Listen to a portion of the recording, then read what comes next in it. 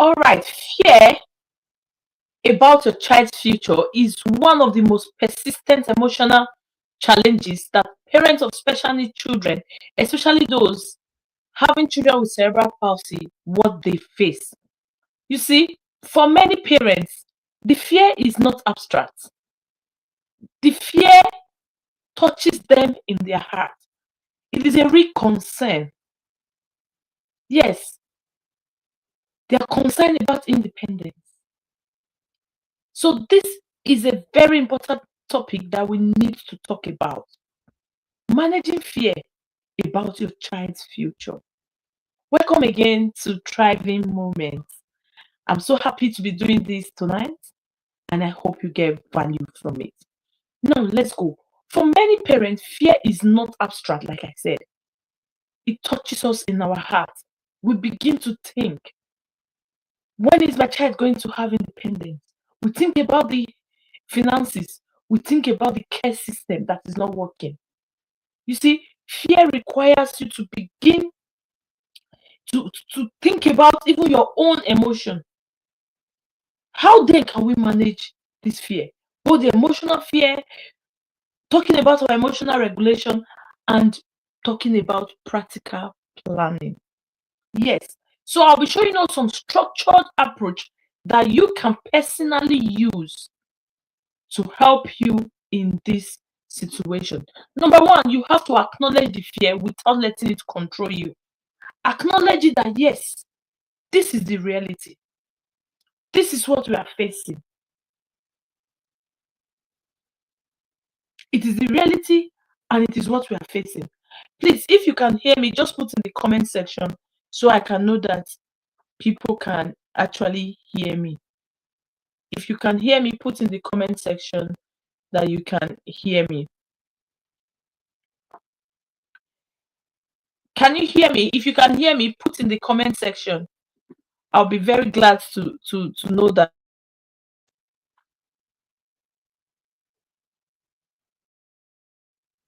you can hear me. All right, so I was talking about acknowledging the fear without letting it control you. Fear about our child's future often comes from a place of love, a place of responsibility. But sometimes there's a way we try to suppress it. And it is this suppression that makes it very strong. Yes, sometimes fear will tell you, what if everything goes wrong? In that instance, what are you supposed to do? You have to respond to that fear and confront it and say, what if I can prepare for it? And think of what must I do? Number one, I must trust God for the life for my child's life. Even trusting God for the future.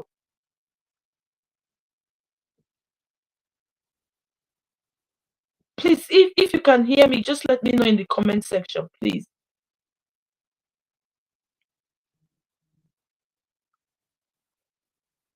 So another thing that you can do, shift from, that kind of thinking, random thinking to prepared thinking. Yes. Sometimes you say, I need to prepare for it. Yes. Because when you are thinking, you don't need to think randomly because you're stressing your brain. This is the reality. How then can we face this reality? That is what we're talking about. Sometimes parents will just mentally jump into thinking about 20 years ahead of them. They begin to imagine the worst case scenarios. Instead of you to start asking yourself, what will I be able to do now to actually put my child in a place whereby in future I don't need to worry.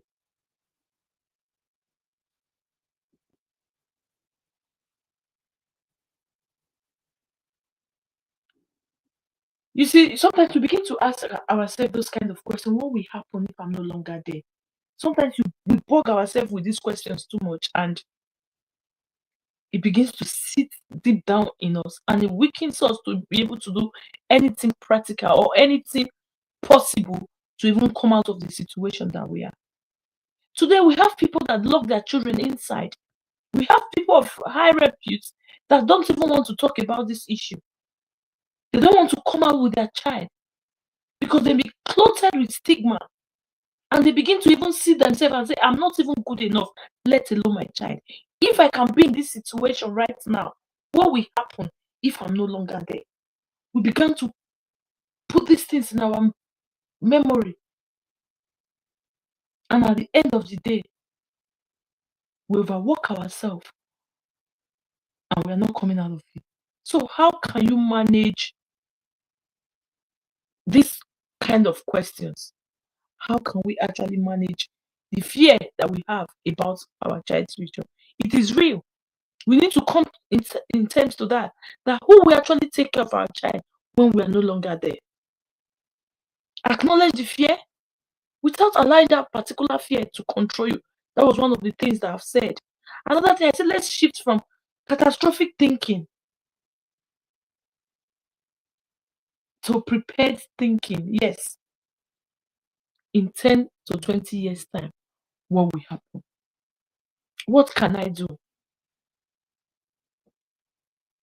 You can break it into steps. What support does my child need now? What skill can I build in the next 3 to 5 years? Skill for yourself. What can I put in place? What long-term care structure should I plan for? It will help you to manage this fear. I don't know if you are following me. If you are following me, you can put in the comment section that you can hear me. For you to be able to manage this fear, you have to move from that place of just thinking randomly. Every time we talk about, oh, what will happen if I'm no longer there? Rather, shift to prepared thinking. You can break it into 3 steps, just like I said. You can ask, what support does my child need now? Oh, my child cannot walk. My child cannot talk. My child cannot do this. My child does not have neck control. You are looking at the system. It seems as if it's not working. You're going to ask yourself, what kind of support does your child need now? Because the reality of this thing is that a time will come when we need to face this squarely. Another thing is that you can ask yourself, what skill can you build either for yourself, people around you, that will help you in the next 3 to 5 years. You can break them into steps instead of you just thinking about 20 years from now, because from now to 2 or 3 years, it can be predictable and it's feasible. Then what long-term care structure should you plan for? Because when you have these things, it will turn your anxiety into strategy. That is what this will do. Another thing you need to do is to focus on capacity, not just limitation. Because most of us, we focus on what is limiting us right now. Oh, the government, they are not doing enough. Oh, we don't have enough assistive device. Oh, people are stigmatizing us. Instead of us to be looking at those negative parts, those things that tend to limit us, to put us in a place where we cannot move forward, let's focus on capacity building. When your child have this condition, there are many conversations that should be focused around this. Because the only one we see is the deficit. But you know why? But you know what? The future outcome are strongly influenced by adaptive skills, by social environment, by the technology that we have around us. What about therapy and education? Community support. Some of us, we do community support, but we just do it just because we just need to be there. What are you building in that community? Are you building relationships that someone can be able to say, yes, if I'm not here, I trust that this person should be able to understand my child and even help my child out. I've seen scenario where parents we leave this world and the children 2, 3, 4 months time they follow. That is what we are talking about today. That is what we are talking about today. You are in a place. Try to be relevant. Sometimes we say a closed mouth is a closed destiny. Who are you leveraging with? The other day I posted and I said, in my community, I'm very intentional in the kind of friends I make. Because sometimes we talk about this community, some of us will just feel, oh, the community is just for charity alone. No, you build relationship. People that understand your journey. There are some people that are not in this journey with us. They understand what we are actually going through. But have we found any? The space you find yourself, how are you leveraging to make sure that, oh, I have somebody that understands my journey, I have somebody that I can confide with. And before you start looking for somebody that you can actually walk this journey with, you need to ask yourself, what kind of a person am I? That thing I'm looking for in that person, do I have it? Yes. Another thing we need to look at is the strength. What strength is your child actually developing? Because sometimes we look at these children, we say, oh, they can't do anything. Oh, this my child cannot do anything. Because of the way we see this child. Because those are the questions we ask. They are very common among us. You ask that kind of question. What strength is my child developing? How can we build independence within that particular ability that your child have? You need to look inward. That is why I said every day, sometimes we talk about therapy is good. But have you taken time to look at the strength of your child? Because that will help you to manage that fear that we have concerning the future of our children. Whether we like it or not, these children, they are growing. They are growing. They have life in them. And they will surely grow.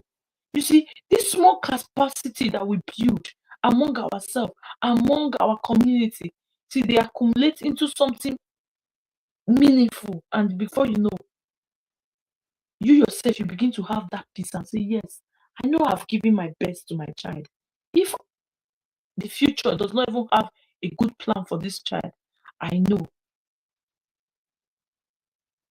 that my child will be cared for. I made a post some time ago. I said, the season of my life that I am right now, I'm so certain that even if I'm no more, that my child will be fine. Yes, it's an intentional act.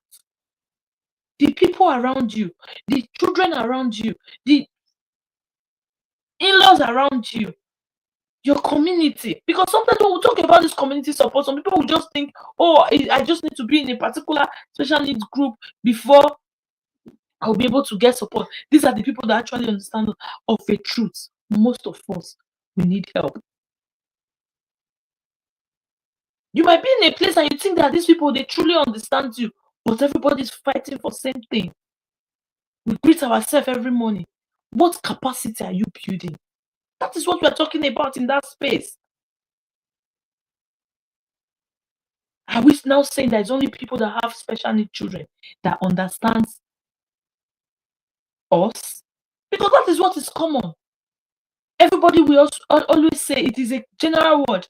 You are not in this journey, you cannot understand what I'm going through. But the reality of life is that there are some people that are even looking from afar and that they want to lend that their hand of kindness, that their hand of help to us. But are we actually seeing that at the moment? That is one thing that will help us to manage the fear in the future.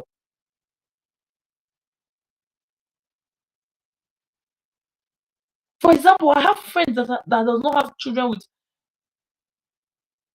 with additional needs. I'm deliberately building that relationship. I'm coming up, people are seeing the work I'm doing. And people can say, oh,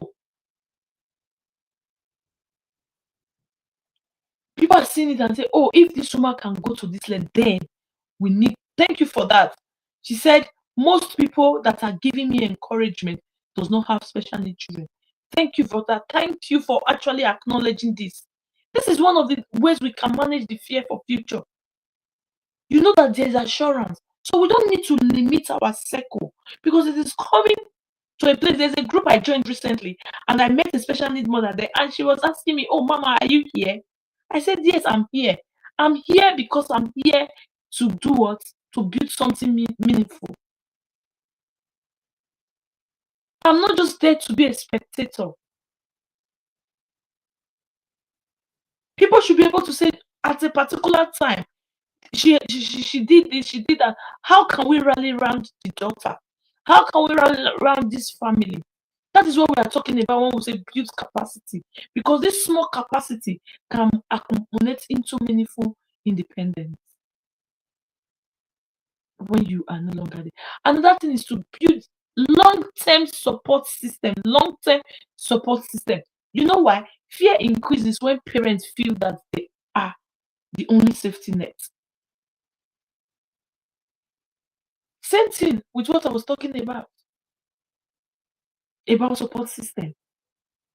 I'm a support community. I'm talking about now you building a long-term support system. That is why anytime I talk to parents, I say you need to build income to a point where when you are sleeping, money is coming to you. It is possible. Moses led an army of 3 million people. If you go and look at your Bible very well, say with God, there's nothing that is impossible. So therefore, it is possible for you to build a stable support system. Sometimes when we tell people invest, try to build an estate, get an estate for your child, they begin to question, why should I do this? What if, what if, what if, what if at the end of the day, we are not building anything? And we continue to have this fear that in future, there's no hope for my child. And the way we see the system today, we can attest to it that if nothing is done, then there's no hope. But I've come to tell you today that there is hope. You can manage this fear. You can actually manage this fear. And just like I said, this fear increases when we think we are the only safety net. You see, some people will just say, "Oh, I am my child's advocate. I am my child this. Nobody can take care of my child better than me. Oh, if I'm not there, my child cannot breathe." Do you know what I've seen? They will explain everything. But when you have that system that you have built, it will reduce your fear.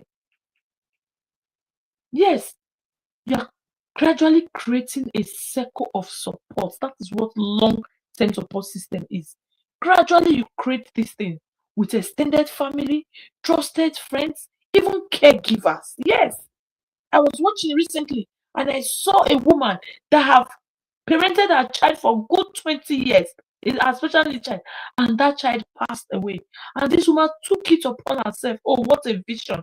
And say, I want to have a place where children that have different kinds of additional needs, they can bring their children and I will be taking care of those children. That kind of person deserves support. She needs support. Her child is no more, but look at what she's doing. She doesn't have a special needs child anymore. What can you not partner with that kind of person and say yes, you are building something beautiful? If there's a system like this and it's replicated in every local government, every country, I think it will reduce the fear that parents have today. With our extended family, we can build that support system. Most of us, we don't talk to our family members. We are quick to say, "You don't know them. Oh, do you know what they said to me? Do you know what?" See, let's not start blaming game. Look for a way. Ask yourself, you now, what is your own contribution to making even that relationship work? I talk about trusted friends. It doesn't mean that all your friends all must be special. That is everybody just putting their heads in one way. What will happen?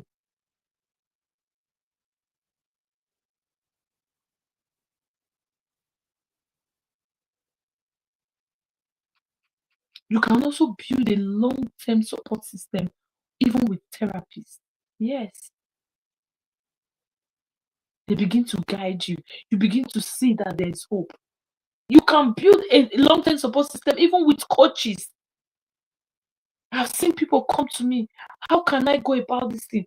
I'll begin to tell them, this is what I did, this is what I did. Before you know, we'll begin to provide solutions that will help us.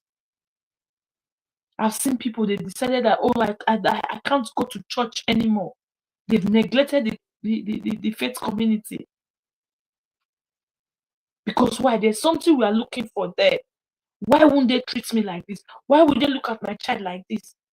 We are not putting ourselves in a shoe that will say, let me build a relationship here. Even if I am not there, there's a system that should be able to accept this my child. Another thing that will help us is that we should be documenting everything. The people I teach in the travel circle, one thing I will say anytime I drop a voice message, I'll say, listen to it, write it in your journal. It is intentional. Do you know why? It will help you to manage fear of the future. Because when somebody now come, oh, there's document for your child's medical history, there's therapy routine, there's a communication preference. What does my child uh, needs? How does my child communicate about their daily care routine? As you document these things down, these things are things that are practicable. You can learn it, and you learn it only by doing. You learn it only by doing. I know it's something that looks as if, oh, I am putting my effort, I'm not seeing anything. But I can tell you, you are learning something beautiful.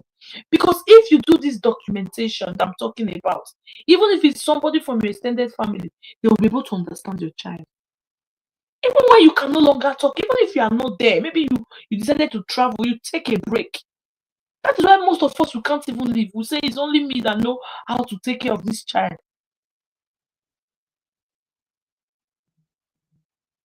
A clear routine.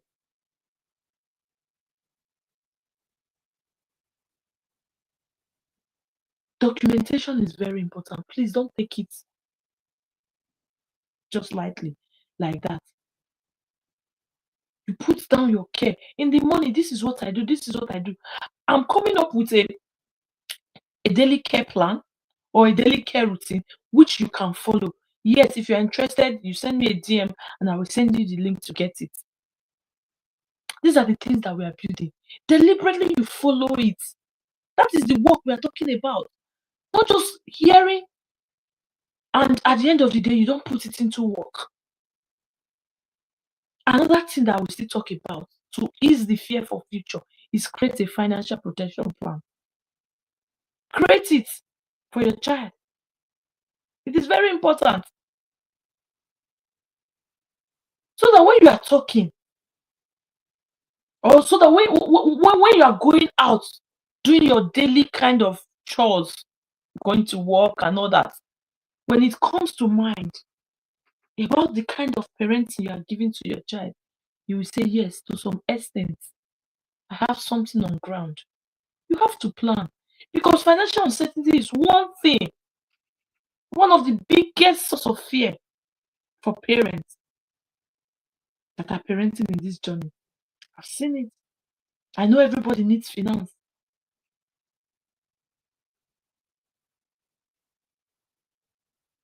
And we need to address this thing. Every time I talk about it, yes. That is why I'm here. You need money. I need money. The government must hear it that yes, this is what we are going through. This is what we are passing through. Who will bear the cat?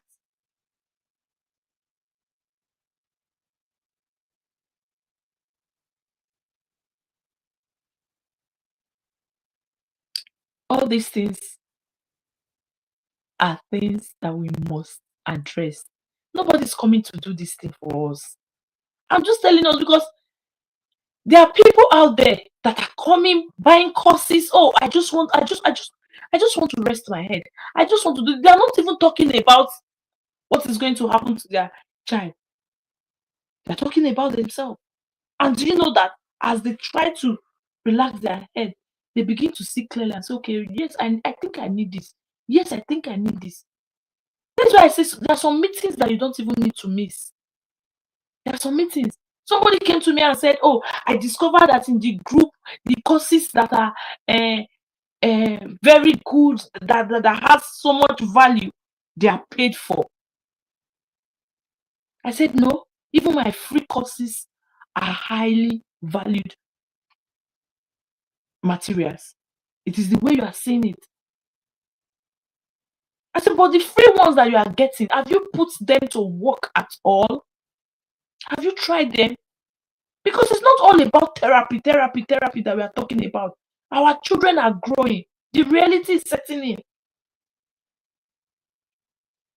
When we talk about trust and structural financial protection for our children, people are beginning to say, does that really work? Will somebody not carry my money and go away? Have you seen somebody that has worked for? Because most of us are like doubting Thomas.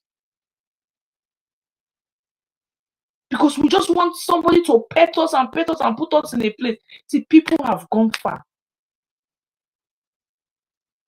I'm taking my time now to build the academy, a 1 year full academic plan, that when people come into it, they are soaking it. Even your character, the way you think. That is why even the Trevor's a second mentorship plan is a very good start for everybody, because there your mind will be reset, and you begin to ask yourself, "Oh, is this the reality of life?" I've seen people come to me with different things.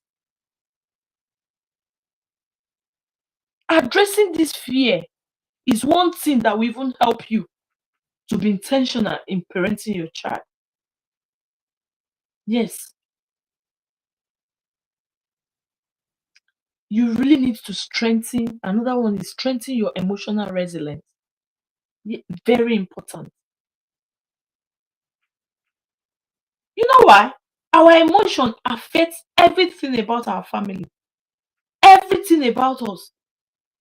We need to practice things that are helpful to us. Your prayer life, talking about spiritual reflection. How are you taking it?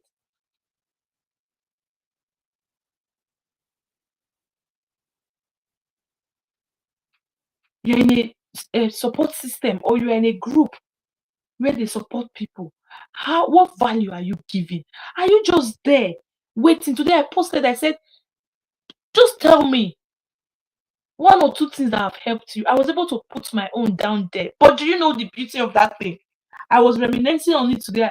I was just thinking about what happened throughout yesterday. And I was able to still call my daughter again. Desire. I said, Desire, what you did yesterday, it's not right. So I know that you are trying to balance your emotions and all that. Oh, you are beginning to be aware. But that is not how to treat mommy. It is another time for me to teach her how to go about it the right way. Maybe if I've not gone there to pen that thing down, that wouldn't have come to my mind. These are little things that we put out there and people just feel they are not important. But the reality of it is that we still come back and we are looking for solution. What is not lost?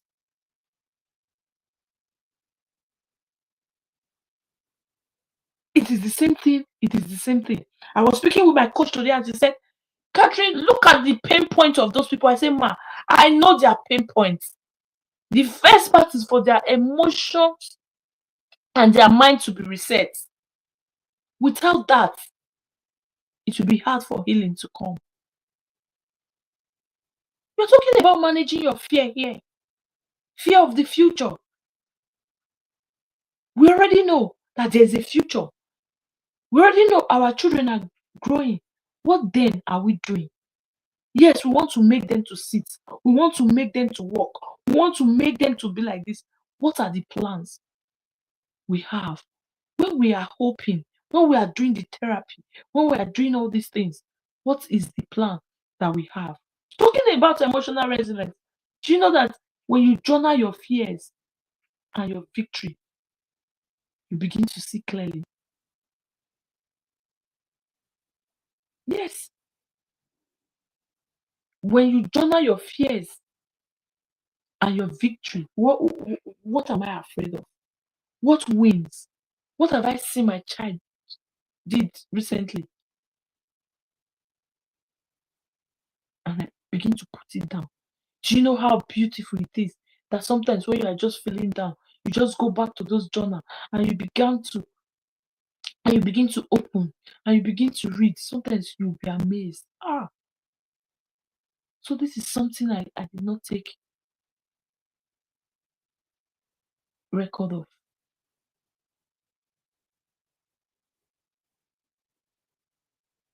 Somebody was sharing with me. He said, "Oh, there's a particular will I call it? It looks as if okay, maybe you are trying to help your child to gain maybe neck control, and you discover that there's a particular part of his body that has maybe something like an open wound that needs to heal. You now decided to stop helping your child to have neck control. You said you are concentrating on that part to get healed. What am I trying to say? Not that your child is having maybe fever or your child is somebody that you cannot even do something like massage. The other day I was teaching. I said that there are ways that you can turn even therapy into play everyday routine. You can turn it into therapy. So you cannot just do your child anything. And she said the child has started relapsing. Because I've said it that it's consistency that matters most, not you doing it so hard. Not the time that you spend, like, oh, I spend 1 hour with my child. Oh, shit, they will clap for you. But somebody that is doing it gently, gently. And she said the wound has not still covered up till now. Oh, have you gone to see the doctor about that? She said yes. I said, I don't know how you are doing it. What we are talking about here is consistency. As far as your child does not have what we call maybe a elevated sugar level, your child does not have ulcer, skin ulcer, and all that. There's a possibility that the wound is supposed to heal. So where are you paying attention to? That is what we are talking about. The goal is not to eliminate all this fear completely, but it is to prevent it from determining your daily life. Yes, don't let it determine your daily life. Even if everybody is shouting, the government are not doing anything, nothing is happening anywhere. Sit down and think, how can I create something? What can I do at the moment? You can share it for those that have coaches, for those that have mentors. Some of us, most of us, we even need to go for counseling, especially if it is needed. How many of us is ready to submit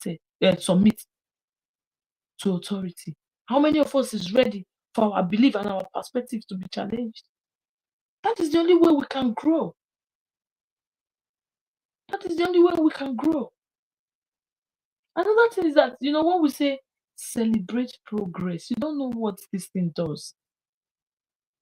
By God's grace, I'll be coming out with my affirmation, the driver's affirmation guide. Is a very powerful guide that you can use daily and you begin to prophesy into your life. It will help you to become your habit, part of you, instead of you to be saying things that are negative to your life, to your journey. You see yourself triumphing over this situation that looks as if it's a body. It's all about practice. You learn, you relearn, and sometimes you unlearn. Because I used to tell people the way you were parented, the way you see people parent their children those days, it might not work now in this age that we are. Did you know that you will see some people, they will come and meet you, they will say, oh, I wish I can just have so and so money. This is what I will do so that my daughter will not be my daughter will not have a problem in the future and all that. Now the money comes. That idea that they said they have, it's gone. Were they actually prepared for it? No. Because they've not been able to train themselves to stand on a particular thing and say, I want to pursue this. So that those fears that I have will now become a thing of the past. Another powerful thing that will help us to manage fear of the future is to replace what if with even if. Yes, Even if this thing will happen, it's a very powerful mindset shift. Instead of you to be saying, what if my child struggles in the future? You can change it and it begins to work for you, because the words that come out of our mouth, they are powerful. So your words can either make or mar. Instead of you to say, what if my child struggles in the future? What if my child cannot do anything in the future? It depends on me forever and ever. You can begin to say, even if these challenges come, even if we have this thing around, we'll face them step by step. You have acknowledged it. You have seen it. Instead of you speaking negativity to your child's future, you can say, even if it is here, even if I have a child that does not have neck control, yes, let's face it step by step. I've taught us before where you need to take things one after the other. The things that matters most in this journey. I talk about physiotherapy, I talk about occupational therapy, I talk about speech therapy. Yes,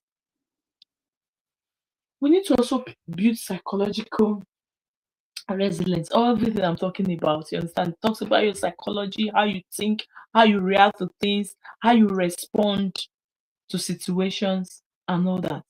Remember, the future is not fully predictable.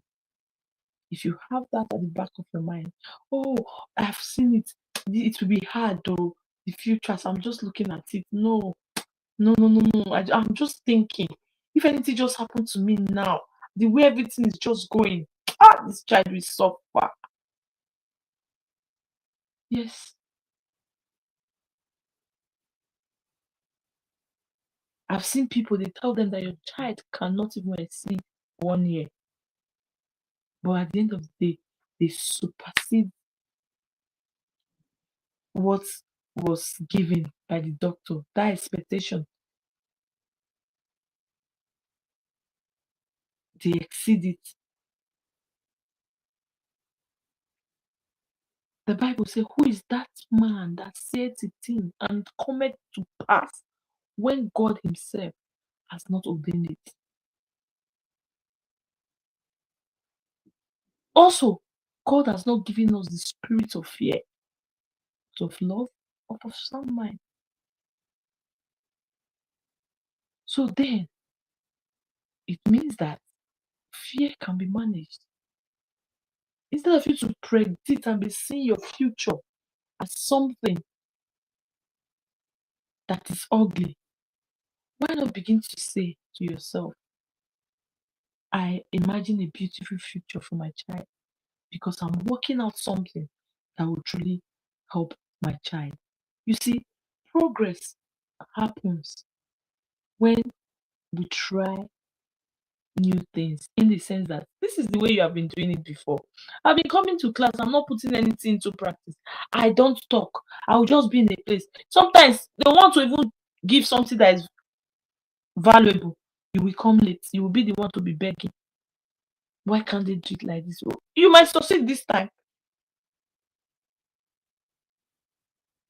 The other time you might not succeed.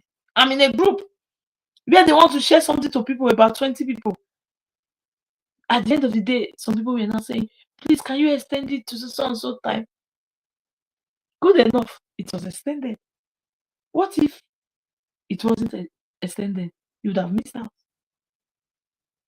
I'm not saying it is bad, but are you prepared, sensitive enough to understand that even that fear of the future can be managed? You know, when we talk about progress, see, there are so many things. So there's what we call, yes, there's what we call adaptive technologies. It is one of the beautiful things I'm thinking or I'm begging God to help me to achieve. It's so beautiful. Because you know why people are moving from this old therapeutic way, old model, to a very fantastic, wonderful world. And this is something I'm thinking thinking in my brain, oh, look at what they are saying. In so and so years coming, nobody will be using um people, humans to do job. Oh, it's robots. It's technology is taking all over everywhere. You still see people that will say, "Ah, no, I'm not ready for that. I want to still do it the old way." And they are leaving you. They are going. It is the same thing we are talking about. Come and learn. No. Did my mother learn? Move from that place that you are to another one. No. I'm not moving. Nobody will come and tell me. I've seen people that did it this way and it worked out this way. But the reality of this thing is that our children are growing. Every day they are growing. I've seen someone told me that they lock the child up. Anytime she feels like taking care of that child, that is when she think of that she's tired. But she still go out for her normal routine for herself. Is this not a mindset thing? If I ask you, is that mother even thinking of the future? What will happen to that child? Is there fear in the heart of that mother? No. Everything boils down to our mindset. Yes, fear will make you to imagine a fixed future, a future that is so fixed, a future that is blur, a future that is so rigid.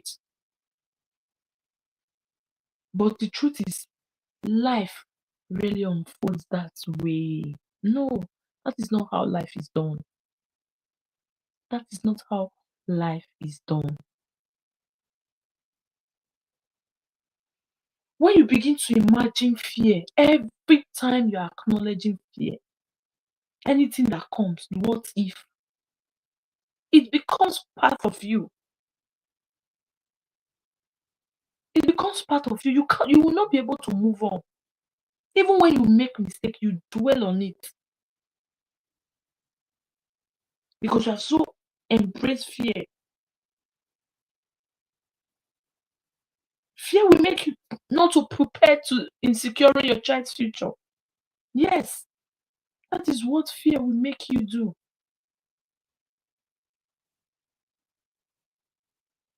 We're talking to ourselves today. Let's open our mind. Practice this thing. Acknowledge it. Yes, the future of my child. It looks as if it's not something that is. Mhm.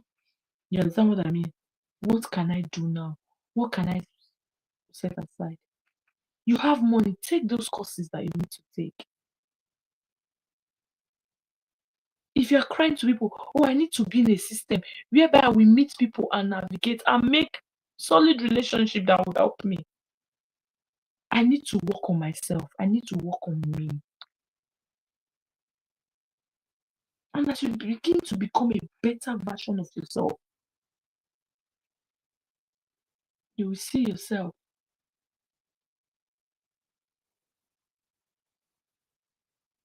conquering fear in your life.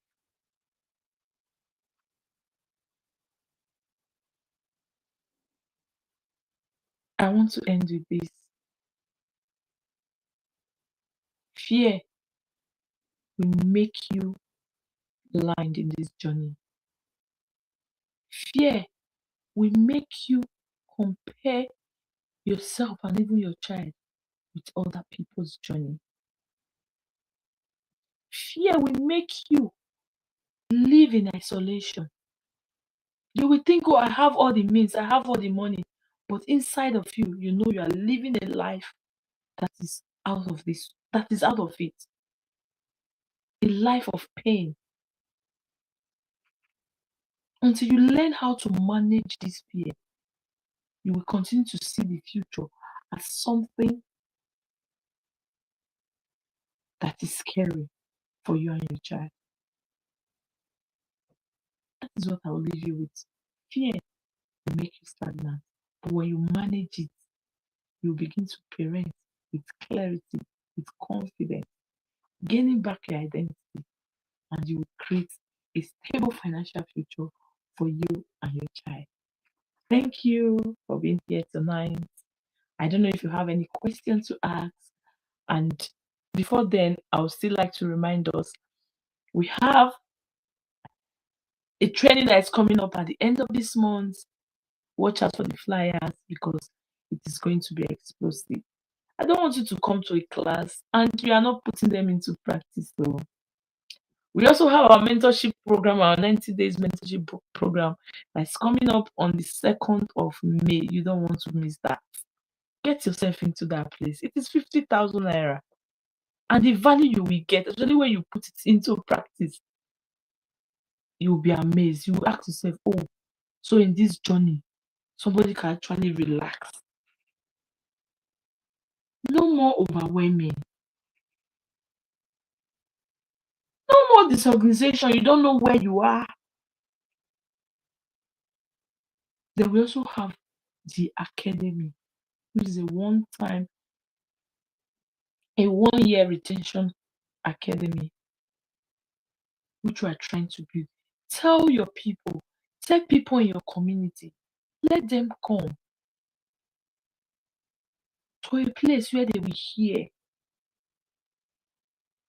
You have churches, you have groups. Tell them about this community. Let them know this is not an NGO. It is a place where you learn, but there's a part of it that is even more than an NGO. Yes, those that are inside the inner circle, they know that are inside the tribal circle, they know what I'm talking about. We are building a community, intentional community. I would love to see your question because I'm just using this to buy time to see if we have questions. If there's no question, I think that's why we call it a day. I'm still waiting. Thank you.